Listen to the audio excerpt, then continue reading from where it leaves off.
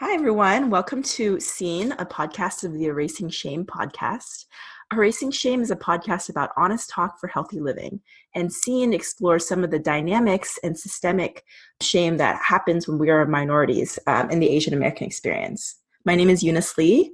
I am a co-host from season 1 with DJ Chuang, and I'm really excited to be here today to talk about in this podcast series, we're going to talk about subjects as big as the minority experience and Hollywood representation, to as personal as anxiety, and what to do after we've erased shame, how to live wholeheartedly as we continue to go on through life. So I'm really excited here today to talk to my friend and journalist, Rebecca Sun. Hi, Rebecca. Hi, Eunice. Rebecca is a senior reporter at The Hollywood Reporter, where she covers a business of entertainment and writes about inclusion and representation in the media. Prior to moving to LA in January 2013, she spent 8 years as a writer and editor at Sports Illustrated in New York.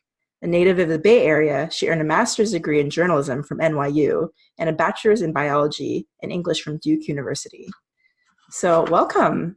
We've known each other for a bit, and I've kind of followed your career. I knew that you were doing all the inclusion stuff. But I think I got to know you on like a professional level when you were on the podcast My Name is Bruce with Angry Asian Man, and who I know is, and yeah, what's his name? Jeff Yang? Mm-hmm. Yeah. Jeff Yang and Phil is Angry Asian Man. Yeah. Yep. I just know him as Hudson Yang's dad. I'm sure he'll love that. He does. He's very proud of it. That's awesome. But yeah, the way that you were able to, the first episode you did was Ghost in a Shell, right? Mm-hmm. Mm-hmm. And then you did Crazy Rich Asians, and you also wrote that cover story for The Hollywood Reporter with an all-Asian cast. So what was that like? That was amazing. Be able to do a cover story where you're talking about the first movie in a quarter century to feature an all-Westernized Asian cast. We did that photo shoot in Beverly Hills, it was like Bel Air, and it was like some like gorgeous abandoned mansion, and just standing around watching, the THR's top-notch styling and photography team, do this elaborate staging for these 4 Asians. So it was director John M. Chu, and then 3 leads, Holding, Constance Wu, and the legendary Michelle Yeoh. And the best resources we have being committed to people who actually look like me and share my same background, right? To be able to have in a work context, have this 2-hour phone interview with John Chu where we're talking about growing up in the Bay Area as Chinese Americans, and be like, this is my job, and it's not for like a little throwaway Q&A. It's for like a huge cover story. It was awesome. It's kind of nice to know that we're like, this is a movie that's not like a pity movie, but that people legitimately find to be a good quality movie, and they would watch it even if it's not like, yeah, even if it wasn't like amazing. One of the like very, very consistent through lines that I discovered once the movie had opened, every single Asian American like writer, who wrote about Crazy Rich Asians, like their Crazy Rich Asians piece, every single one starts with, I walked into the theater with dread, or like whatever, because going in, I was like, please be good. Or no, not even please be good. Please don't suck. Please don't suck. Please don't suck. And so many people, like so many Asian American friends of mine had the same apprehension. We knew it needed to do well. We had never seen a commercially successful, commercially viable, glossy, high quality movie with people that both look like us and sounded like us, right? You got to choose one or the other. Like if they look like you, they ain't speaking English. You know what I mean? And so, like, no, I love that. That's such a great point. So that's what, we were all nervous. It's a super worthy entrant into not just this tiny canon of Asian American film, but to the romantic comedy genre. It's the most successful rom-com in a decade, which is huge. Yeah. And it's a legit quality movie, which is why people went and bought that second ticket. Yeah. And not just Asians. Yeah. No, I think that's great. I mean, I remember sitting in the theater and being really anxious and wondering if it's gonna, and I remember there was that one scene where they're talking next to the docks or something like that, where I think that's when it hit me, is that when I forgot that Constance and Henry were Asian, because I think I would, if I saw him in real life, not notice, but seeing Mhm. in the movies, it seems so weird to Right. see people that look like me. And that's when it kind of hit for me, like, oh wow, like this is, I think like I got teary thinking like, this is a norm now. It's normal to look like me. Right. For me, the moment that I got teary-eyed was actually earlier in the film when Nick and Rachel first get to Singapore, and their friends Colin and Araminta take them to the hawker center, and they eat street food, and they're basically four young people enjoying a night out. However, we had never seen that represented on screen, right? Like if you're an Asian American in a movie, you had to it had to be something about being Asian, and to just be represented in such a normal way was so moving. It was such an acknowledgement of like, I see you, and this is worth everybody else seeing too. Um, the fact that this podcast talks about examining shame. Why did so many of us feel anxious and apprehensive going into this movie before we saw it? It's because we've been conditioned to feel embarrassed when we see Asian people on screen. It's because we are conditioned to brace for either being the deliberate butt of a joke, right? So to be like, oh my God, here I am. Here's the comic relief. It's the bad accent and the like weird, ajuma perm. So I think that all of that misrepresentation has developed a sense of shame in Asian Americans when it comes to representation. We are automatically like, oh God, let's brace ourselves. And that's why we all had that shared same feeling before the movie started. Oh yeah, totally. I mean, I think that you could probably pinpoint some of the ways that in the small amount of time that we get on screen as Asian Americans, there are certain characters that even like the idea of having like attractive Asian male on screen. I think that's probably really empowering to be like, oh, I'm not like, all Asian men aren't losers, and all Asian men aren't like, caricatures. Right. More Asians on screen in general, then it takes the burden off of, then you're allowed to represent a ton of things, right? So that was one of the things that Crazy Rich Asians was able to do. Because every single character was Asian, you could have a guy who was like a little buffoonish because that's not the only Asian male character. He's not the Asian buffoon. He's just a buffoon. He's not an Asian jackass. He's just a jackass. You know what I mean? I think that those archetypes were something that, John Chu deliberately played with, because, the first time you see Ken Jeong's character, when these are all spoilers for the movie, so I'm assuming people saw it. But if you haven't, why are you listening to this podcast about Asians? But, when you first meet him, he's hosting Rachel for lunch, and he's in this like extremely cringeworthy, like broken, hesitant English accent. And, it's so awkward. Everybody is so uncomfortable. Everybody around the table is uncomfortable. The audience is uncomfortable. And then he starts laughing. He's like, I'm just messing with you. Like, of course I don't have an accent. And, that's like a little bit of a lampshade to, it's a wink. I'm wondering, because you grew up in the Bay Area, if you felt that. I think that growing up in the Bay Area, which is having the privilege of not being a part of a tiny minority, I wouldn't say that we were like over 50%, but it was significant enough where, I didn't have the same as somebody who grew up in Virginia, because there were so many Asians, there were enough Asians where there wasn't just one cliche or stereotype of what an Asian was. So if you remember that scene in Mean Girls, we had like the Asian cheerleaders, we had like the Asian jocks, we had the cool Asians, we had like the cool studious Asians, and then the fobby studious Asians. Like it was all like, it was like multiple hierarchy. So many choices. So many choices. It was so many choices. I think though that, and I was never not proud of being Asian American. I think in a weird way, and this was just me individually as a personality, is there, I do remember a moment in high school where I was like, I don't want to like be seen as like just part of the horde. Because we had so many Asians that there was like a horde, you know what I mean? So I wanted to sort of be like seen as an individual or whatever. And so it's where everybody else was listening to like Kai. Like I was like, no, I like the Smashing Pumpkins.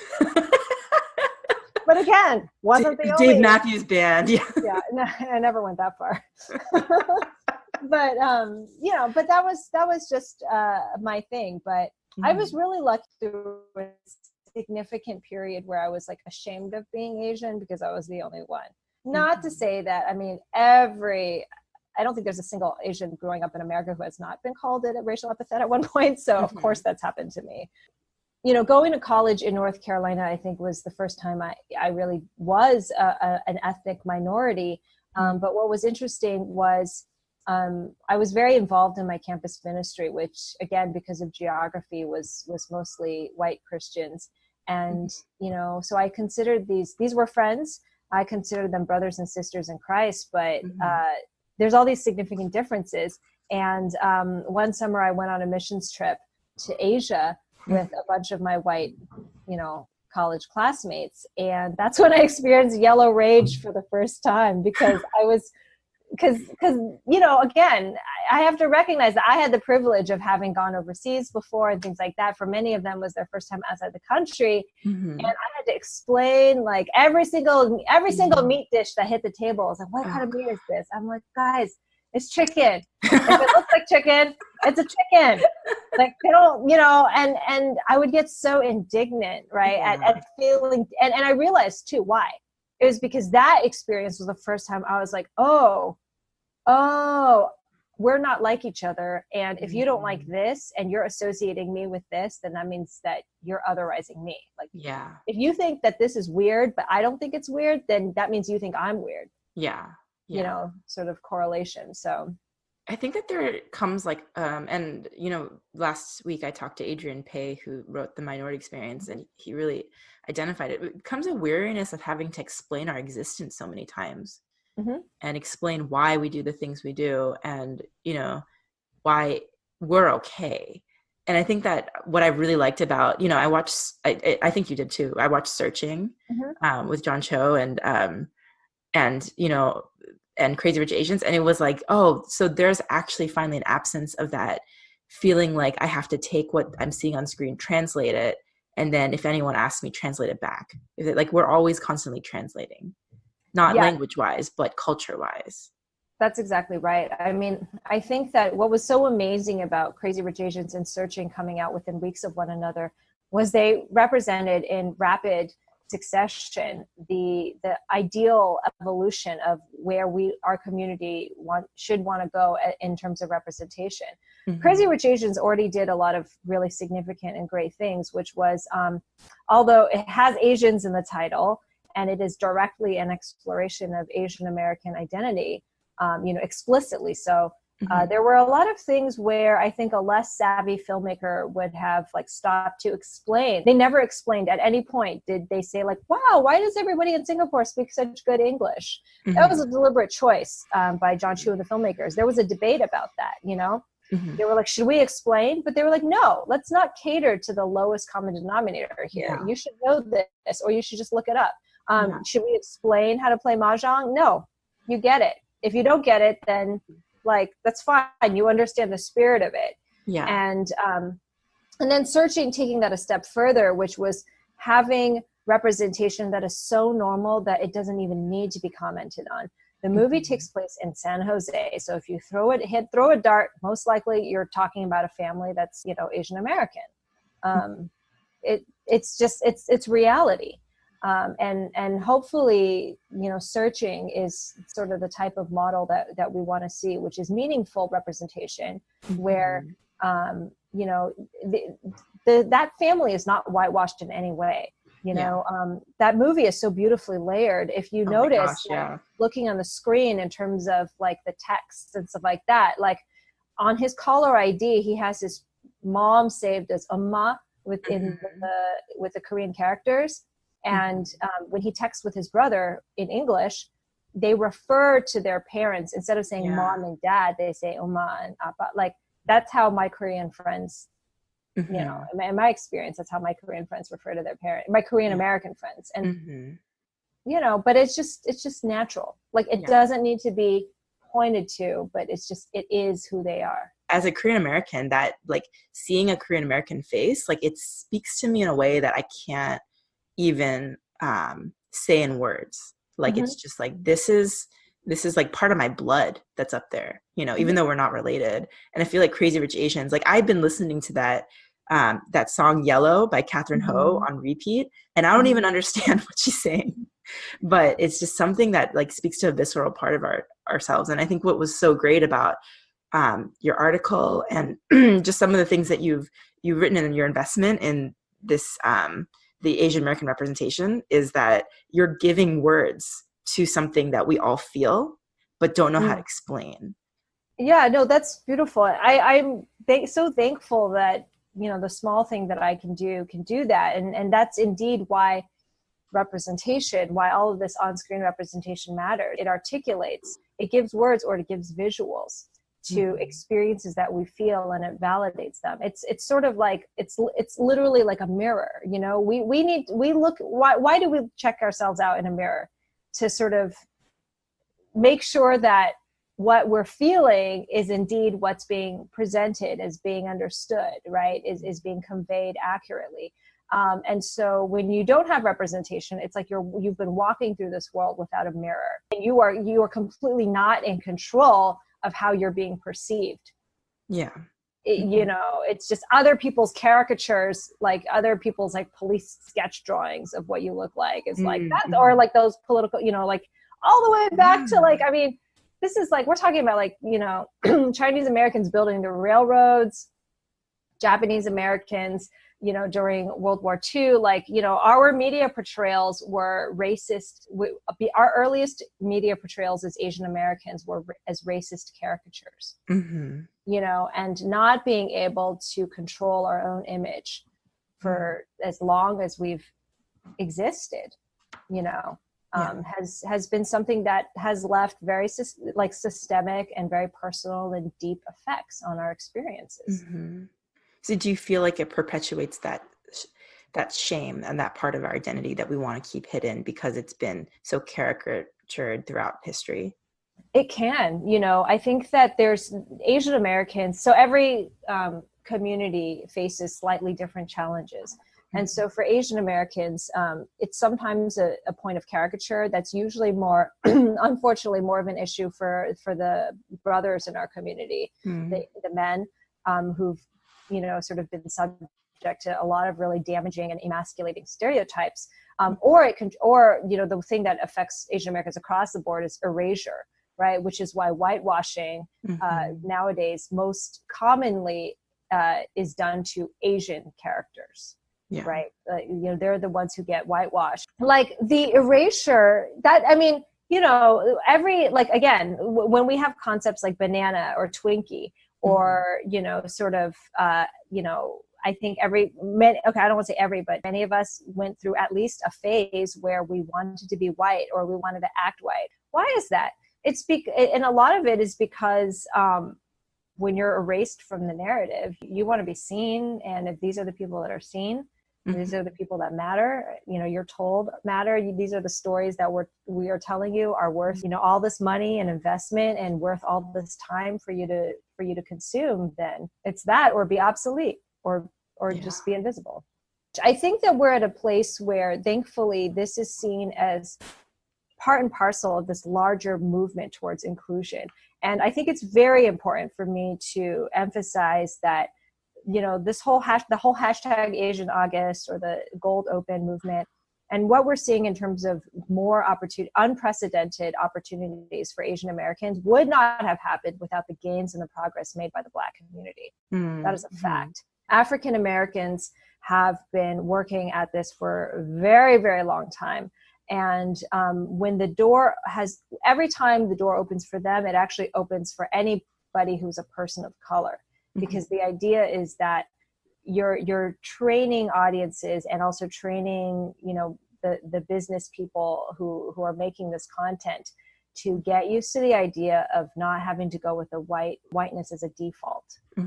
So I think that's why there was a lot of non-Asian support for Crazy Rich Asians and for the Gold Open movement. People who were just very excited to open the door to fresh voices in general.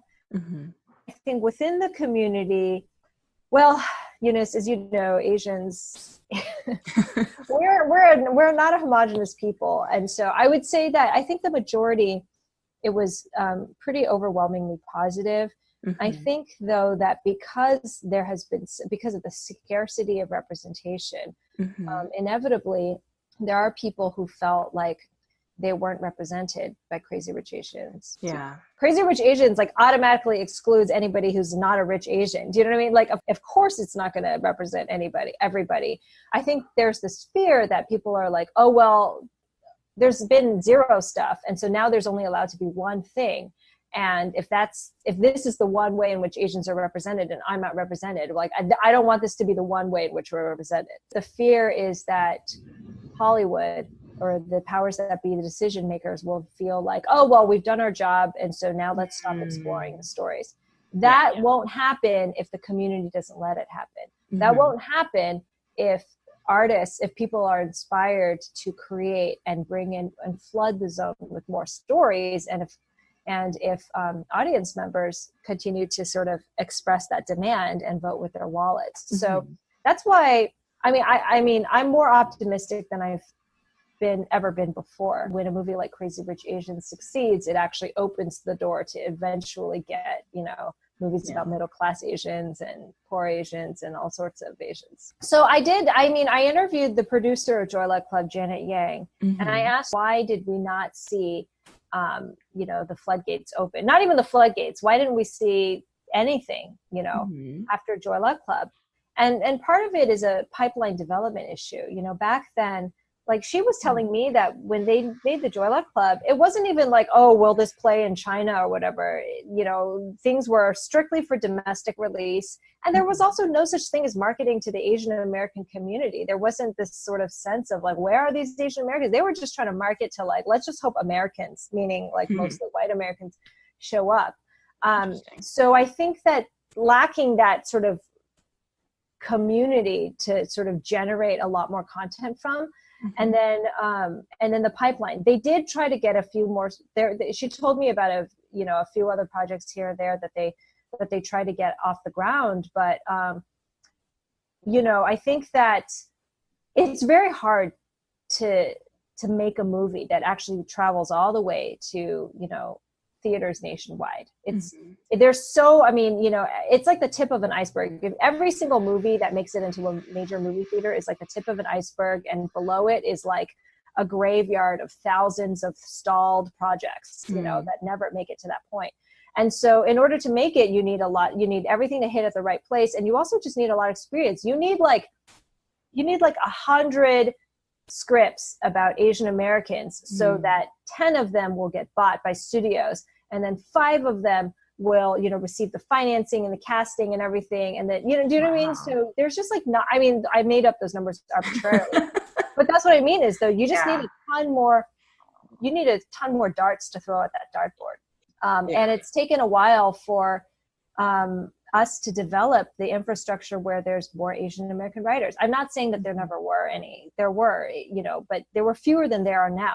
Asian American writers, Asian American directors, actors, producers, agents, executives at the studios. And it was a bit of a chicken and egg thing because like Alan Yang, who's the co-creator of Master of None, said in his Emmy-winning speech, Emmy acceptance speech, he was like joking. He's like, hey, parents, if like a couple of you would have your kid pick up a movie camera instead of a violin, that'd be really helpful.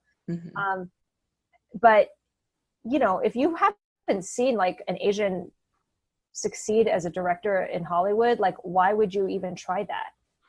And so it was a chicken and egg thing. So back then, I think the terrain was too underdeveloped. Interesting. It wasn't for lack of trying, but just all the pieces had to be in place. I'm curious for you, like, you committed yourself to this vision of like, doing like covering Hollywood representation for Asian Americans. Could you have imagined at the beginning of your career writing this story, the cover story with an all Asian cast? I think I imagined it, but I don't know if it was a very realistic imagination, I think that I wasn't sure how it would play out. I think that Crazy Rich Asians has succeeded beyond my realistic hopes. Mm-hmm. The fact that it broke all of these records, the fact that it was number one for 3 weeks in a row, and it's like close to 200 million worldwide right now is like phenomenal. That's a hit. That's a hit movie, I think that I was always like sort of satisfied enough with like, being able to occasionally like cover an indie film. Like I remember the year before, Justin Chon had this amazing, beautiful, wonderful film called Gook, and it's about the LA riots. It's an indie, it's a great little film, and I was proud of that. And I was like, this is awesome, do a Q&A here and hopefully encourage people to see it.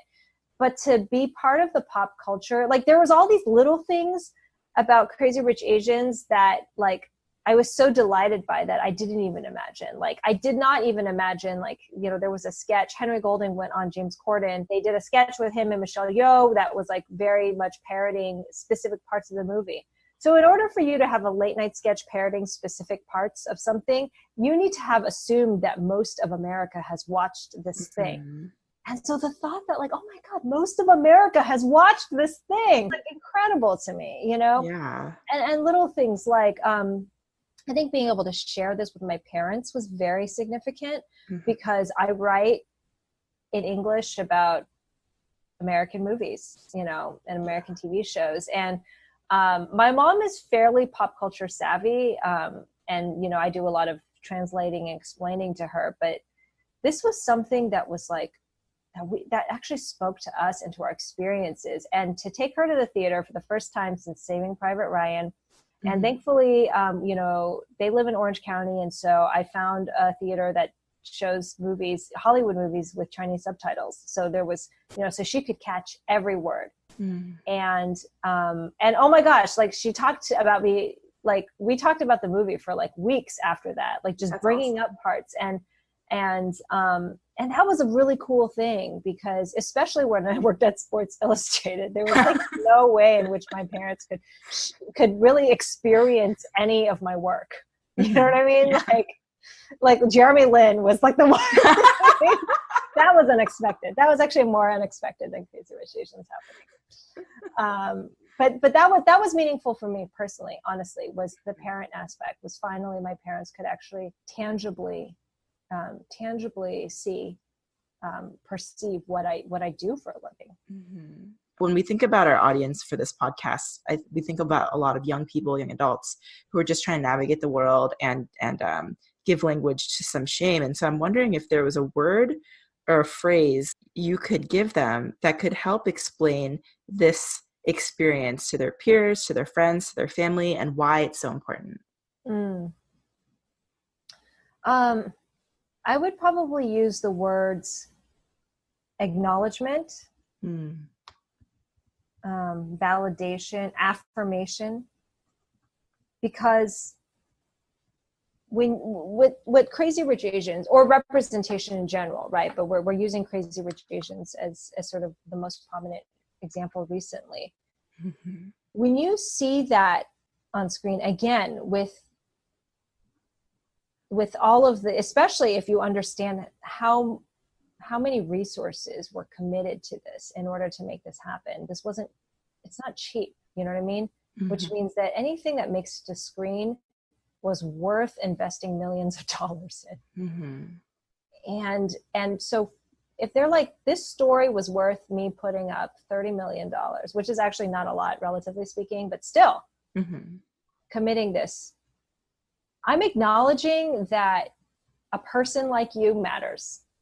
I'm acknowledging that a person like you exists.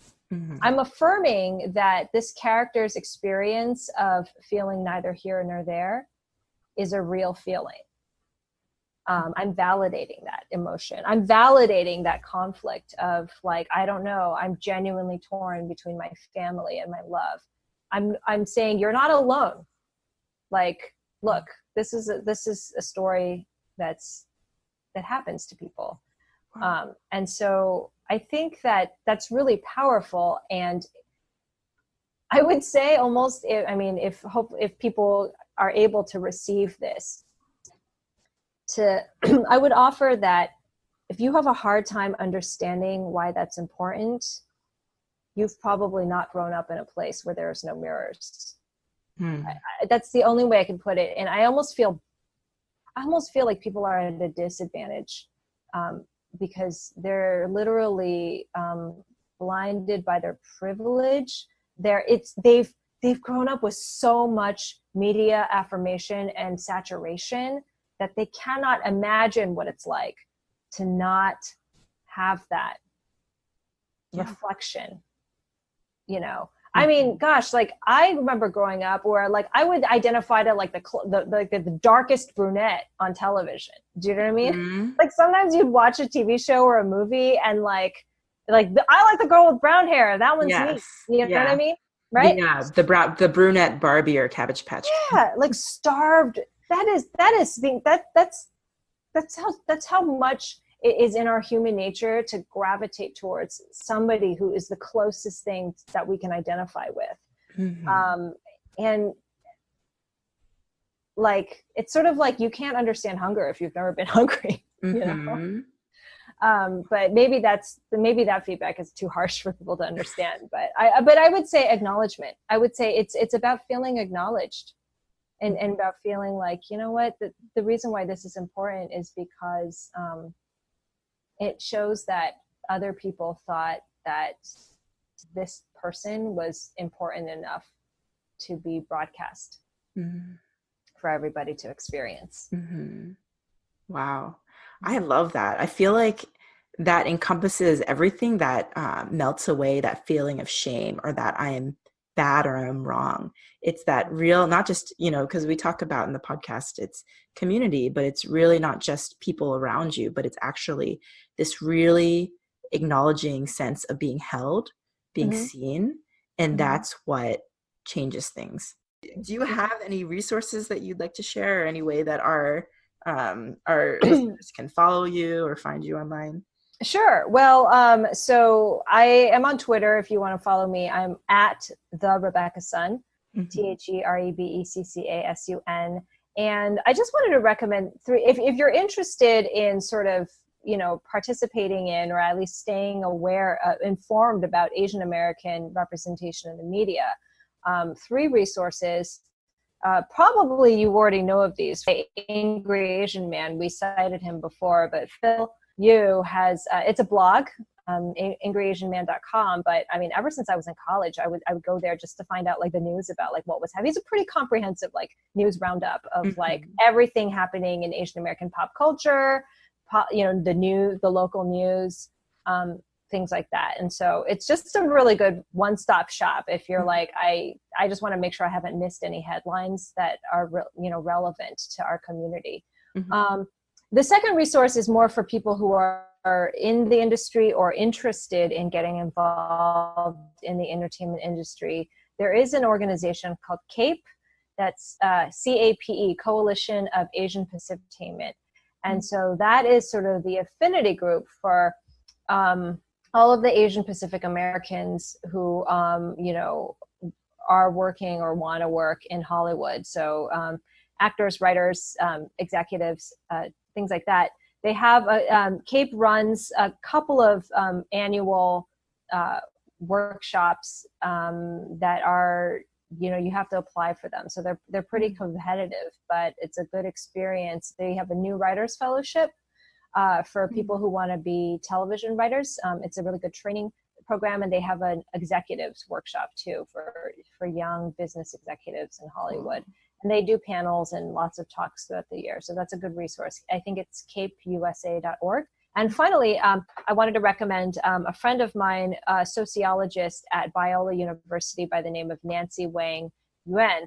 And Nancy is a huge champion of inclusion and particularly Asian American representation. And so she published a book a couple of years ago. Yeah, it was 2016, called Real Inequality. That's real as in a cinema reel. So REEL, Inequality, Hollywood Actors and Racism. And it kind of just goes through, it's like a great sociological text about the historical barriers that actors of color in general have faced in Hollywood.